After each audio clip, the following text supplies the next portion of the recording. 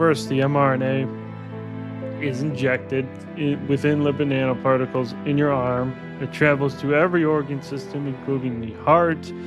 And there's two papers, one by Bowmeyer and colleagues, one by Crossan and colleagues.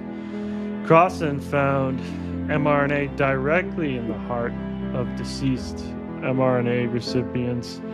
So we know it reaches the heart. Bowmeyer found the spike protein directly in the heart in biopsies of patients with vaccine-induced myocarditis. So we know the vaccine mRNA and lipid nanoparticles get into the heart, translate into spike protein, so your cardiomyocytes begin to produce a toxic non-human protein, and in your own body attacks the heart, resulting in inflammation and cardiac scarring, including microscars, which are undetectable with imaging. You can only detect it with a microscope, which is very disturbing. And so once you have this scarring, you're going to have cardiac electrical abnormalities, electrical conduction abnormalities, and your heart's not going to beat properly.